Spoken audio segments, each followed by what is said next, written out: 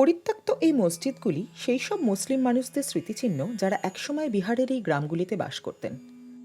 ভারত পাকিস্তান দেশভাগের সময় অর্থাৎ 1946 এবং 1947 সালে বিহার ছেড়ে চলে যান বহু মুসলিম। বাকি যারা ছিলেন তারাও 1981 সাম্প্রদায়িক সংঘাতের সময় বিহারের অন্যত্র চলে যান। তখন থেকে এই মসজিদগুলি খালি পড়ে রয়েছে, তবে স্থানীয় হিন্দুরা এগিয়ে এসেছেন সেগুলিকে রক্ষা করতে। অনেক দিন ধরেই আমরা এটা নিয়ে ভাবছিলাম।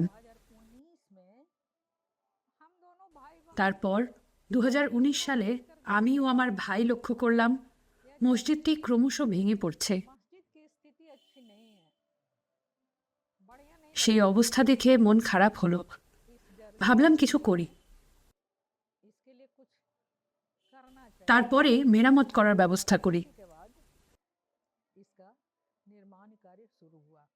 মেরামতির ফলে এখন গ্রামে আসা মুসলিম মানুষদের প্রার্থনা করার একটি স্থান হয়েছে।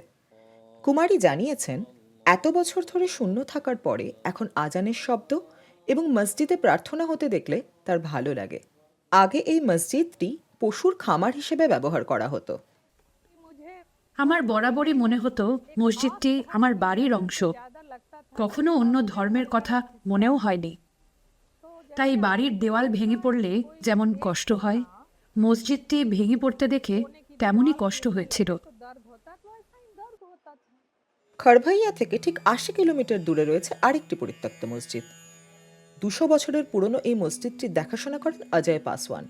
রোজ সকালে বাড়িতে পুজো করার পরে তিনি গ্রামের এই মসজিদটিতে আজান দেন।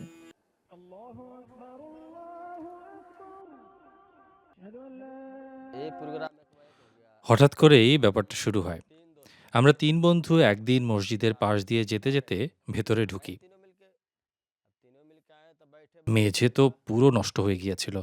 আমরা আলোচনা করে পরিষ্কার করতে শুরু করি। তারপরেই মাথায় আসে মেঝে সারানোর কথা, তাই সেটাও করা হয়। তারপর মনে হয় একটা প্রদীপ জ্বালালে কেমন হয়, তারপর ধূপধুনোও দেয়া হয়। তখন থেকেই সব পাল্টাতে থাকে। ক্রমে আমরা মাইক নিয়ে এসে আজানের ব্যবস্থা করি। ওয়াশিংটন ভিত্তিক গবেষণা সংস্থা ইন্ডিয়া হেট ল্যাবের এক প্রতিবেদনের তথ্য অনুযায়ী ভারতে ধর্মীয় সংখ্যালঘুদের বিরুদ্ধে ঘৃণার মন্তব্যের ঘটনা 2024 সালে 74% বেড়েছে, আর বেশিরভাগ মন্তব্যের প্রধান নিশানা মুসলিমরাই। কিন্তু বিহারের এই গ্রামগুলির বাসিন্দারা বিভাজনের এই প্রবণতাকে স্বীকৃতি দেননি।